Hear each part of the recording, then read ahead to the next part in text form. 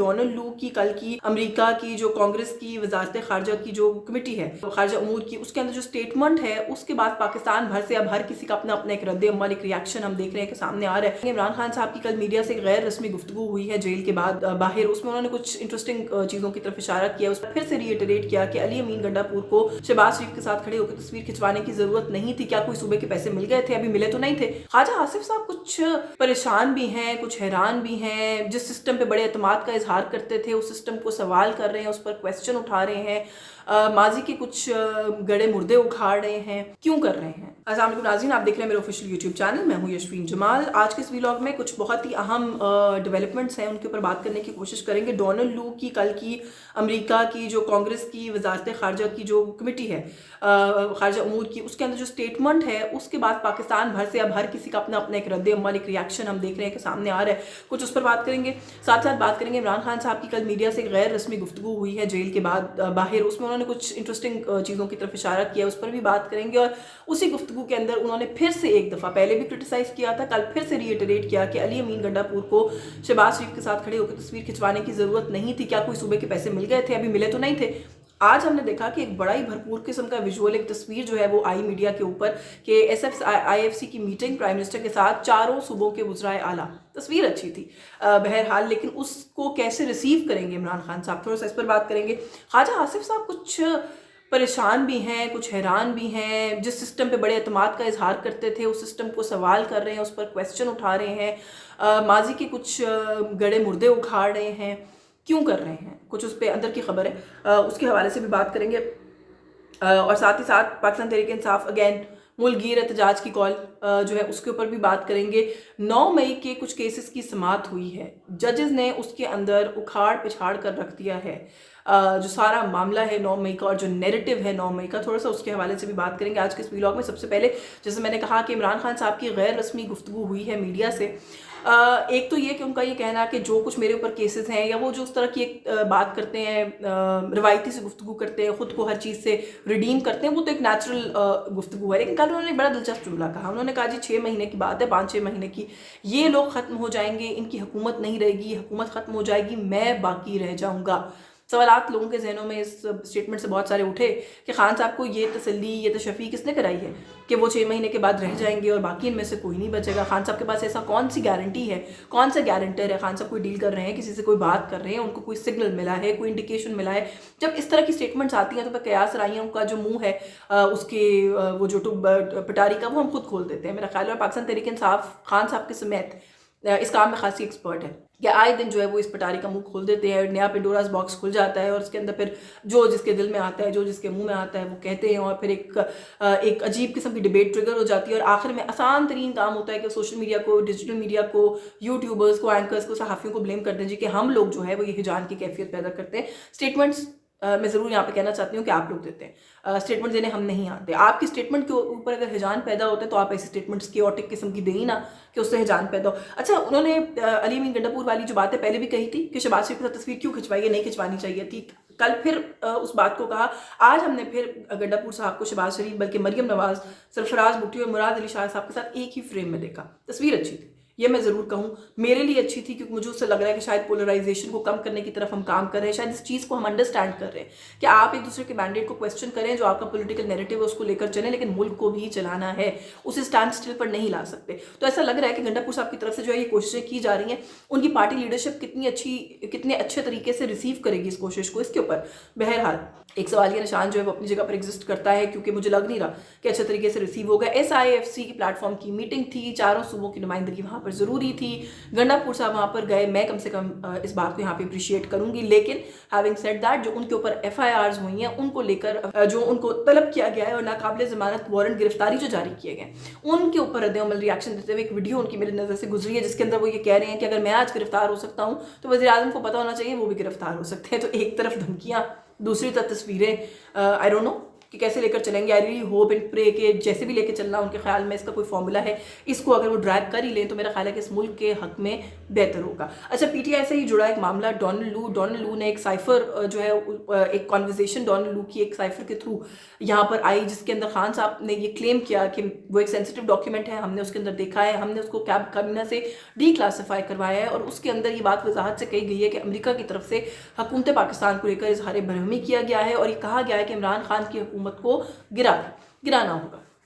اور ان کی ایما پر ہمارے ملک کے ادارے اور جو اس وقت کے ادارے کے سربراہان تھے انہوں نے ایکٹ کیا اور سیاستدانوں کو پارٹ اینڈ پارسل بنایا جو اس وقت کی اپوزیشن کی جماعتیں تھیں, اور مل کر عمران خان کی حکومت کو گرا دیا. یہ سارے سوالات کل ان کے سامنے ڈونلڈ لو کے سامنے رکھے گئے, جو امریکی محکمہ خارجہ کی کانگریس کی جو محکمہ خارجہ کی کمیٹی ہے اس کے اندر سوالات کیے گئے. پی ٹی آئی کا یہ خیال تھا کہ بڑے سخت سوالات ہوں گے, اظہار برہمی کیا جائے گا ڈونلڈ لو پر, وہاں پر شاید ان کو کسی بات کے اوپر ریپریمانڈ کیا جائے. ایسا کچھ نہیں ہوا, سوال ضرور کیے گئے لیکن ان کے جو جواب تھے بس انہوں نے اعتراف جرم سے انکار کیا اور اللہ خیر صلی اللہ, بات ختم ہو گئی.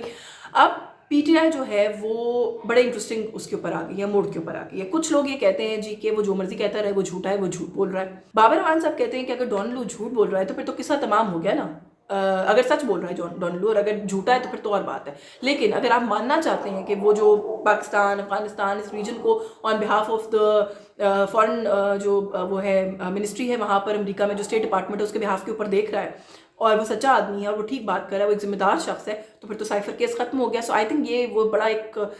کنوینئنٹ کام ہے کہ جو نیریٹو جس وقت سوٹ کرے آپ بس اس کو تھام لیں اور اس کے پیچھے پڑ جائیں, کیونکہ پی ٹی آئی تو اس وقت ایسا ہی کرتا ہوا لگ رہی ہے کہ ڈونلڈ لو اگر یہ کہہ رہا ہے کہ ایسا کوئی سائفر ایگزسٹ ہی نہیں کرتا تھا تو پھر سائفر کیس بھی ایگزسٹ نہیں کرتا. سوال یہاں پر پی ٹی آئی کے دوستوں سے یہ پوچھنا ہے کہ چلے مان لیا وہ جھوٹ بول رہا ہے, وہ سچ بول رہا ہے, سائفر کیس ایگزسٹ نہیں کرتا, تو پھر کیا خان صاحب جھوٹے ہیں؟ خان صاحب نے جو پورا ٹائم ایک نیریٹو سپن کیا اور ایک ہی ڈاکیومنٹ کو بنا کر سپن کیا, تو پھر وہ کیا کہانیاں سنا رہے تھے جو ان پر الزام ہے, درست ہے کہانیاں سناتے ہیں عمران خان صاحب. پھر آئدر وے یہ نہیں ہوگا کہ آپ جو ہے وہ you will have the cake and you will eat it too, پھر آپ کو آئدر وے کسی ایک طرف الزام جو ہے اس کو قبول کرنا پڑے گا. سائفر اگر ڈسکارڈ ہوتا ہے تو عمران خان اس میں پھر جھوٹے ثابت ہوتے ہیں. یہ فیصلہ آپ لوگ کر لیں, اس کے بعد جو ہے وہ جو بھی آپ کا معاملہ ہے وہ دیکھا جائے گا. اچھا, ملک گیر احتجاج پاکستان تحریک انصاف کی طرف سے 23 مارچ کا کہا. اچھا, کل اپنی جو گفتگو تھی عمران خان صاحب کی صحافیوں سے اس کے اندر انہوں نے پھر 23 مارچ جو مجھے انڈرسٹینڈنگ ہے وہ کہا ہے کہ جی 23 مارچ کو جب ہم احتجاج کریں گے تو ہم باقی جماعتوں کو بھی بلائیں گے, ہم مولانا کی جماعت کو بھی بلانا چاہتے ہیں.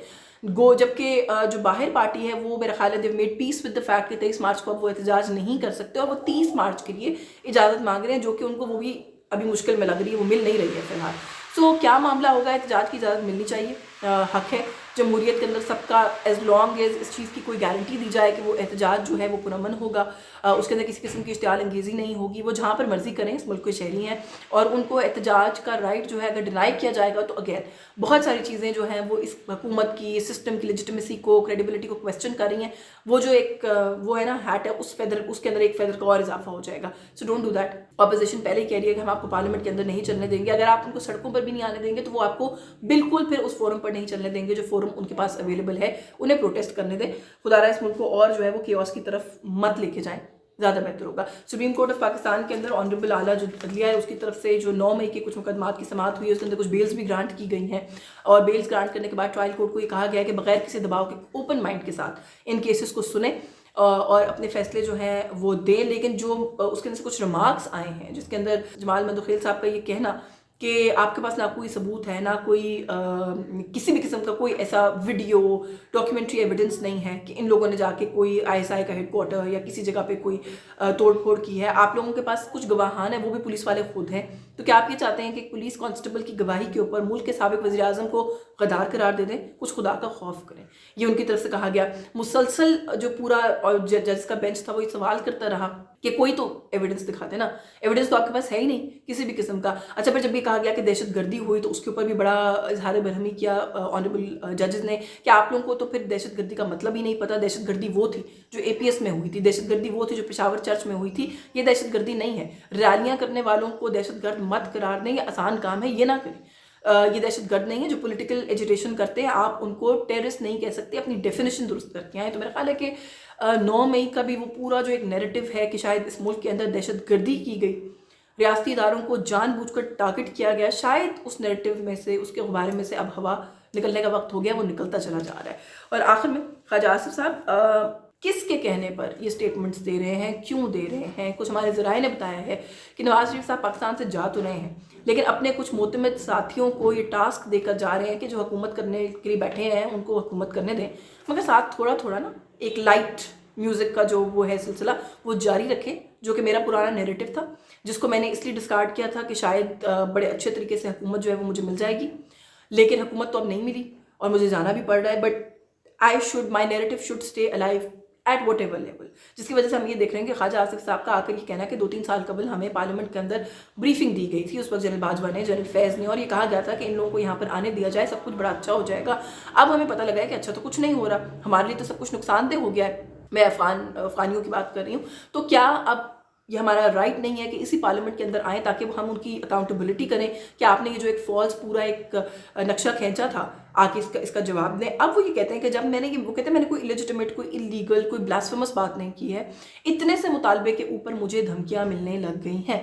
تو 2-3 باتیں. ایک تو یہ کہ ایک ریٹائرڈ افسر کسی سٹنگ ڈیفنس منسٹر کو دھمکی دے, یہ بات سمجھ سے بالاتر ہے, پہلی بات. کیونکہ یہ تو ہم اس ملک میں ہمیشہ ایک تاثر رہتا ہے اس ملک کے اندر کہ جو اس ملک کے اندر فوج کی اعلیٰ قیادت ہے وہ لوگ سیاستدانوں کو کچھ نہیں سمجھتے, جبکہ ٹیکنیکلی اگر ہم پیپر کے اوپر بات کریں تو ڈیفنس منسٹر کے نیچے فوج کا ادارہ آتا ہے, لیکن ایسا ہوتا نہیں ہے. لیکن ایک سرونگ فوجی اور ایک ریٹائرڈ فوجی افسر, کوئی تو تفریق اس بات کے اندر رہنی چاہیے. یہ کلیم جو ہے یہ بڑا امبیرسنگ ہے اور بہت بڑا, اس کی کوئی نہ کوئی تحقیقات ہونی چاہیے. پہلی تو بات یہ ہے. دوسری بات جو ہے وہ یہ میں ضرور کہوں گی کہ خواجہ صاحب کو بھی اور ایسے بہت سے سینئر سیاستدانوں کو جو کہ جب بات کرنا شروع کرتے ہیں اور کہتے ہیں جی کہ ہم اب اپنے دل کی بات کرنا چاہتے ہیں, ہم سچ بولنا چاہتے ہیں, تو وہ ان لوگوں سے آغاز کیوں نہیں کرتے جن کے پاس ابھی اقتدار ہوتا ہے. وہ ان لوگوں سے ہی کیوں آغاز کرتے ہیں جو کہ ماضی میں اقتدار میں رہے ہوتے ہیں, کیونکہ جو اقتدار چھوڑ کے جا چکا ہوتا ہے اس وقت مقتدر نہیں ہوتا, اس کے خلاف بات کرنا آسان ہوتی ہے. پاورفل کو چیلنج کرنا مشکل ہوتا ہے. سسٹم تبھی چیلنج ہوتا ہے جب جس کے ہاتھ میں اس وقت اقتدار ہو اس کو چیلنج کیا جائے. سسٹم ایسے چیلنج نہیں ہوتا جیسے آپ لوگ چیلنج کرتے ہیں کہ جیسے ہی کوئی گھر جاتا ہے آپ لوگ اس کا نام لینا شروع کر دیتے ہیں, اس کے خلاف الزام تراشیوں کا سلسلے کا آغاز کر دیتے ہیں, اور کوئی 6-8 مہینے گزرتے ہیں تو آپ لوگ یہ بھی پرکلیم کرتے ہیں کہ آپ لوگ بڑے بہادر ہیں. اسے بہادری نہیں کہتے. یہ میں ضرور اس بات کو ریکارڈ کے اوپر کہنا چاہتی ہوں. سسٹم میں کوئی خرابی ہے, نظام کا کوئی حصہ کتنا بھی پاورفل ہے, اگر وہ اس خرابی کے اندر کنٹریبیوٹ کر رہا ہے تو اس کا نام لیں سر,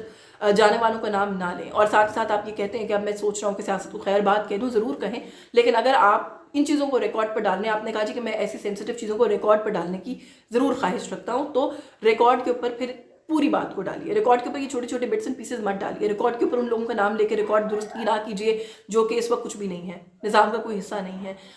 ریکارڈ پر صرف اتنی ہی بات نہ ڈالیں جو آپ کی ذات سے جڑی ہوئی ہے اور منصوبہ یا آپ کو ڈائریکٹلی افیکٹ اور امپیکٹ کرتی ہے. ریکارڈ کے اوپر پھر سب کچھ ڈالیں. آج کے اس ویلاگ سے بس یہی کچھ. مجھے اجازت دیں. آپ کو یہ کانٹینٹ پسند آ رہا ہو تو پلیز اس کو لائک کریں, شیئر کریں, ہمارے چینل کو سبسکرائب کریں. اللہ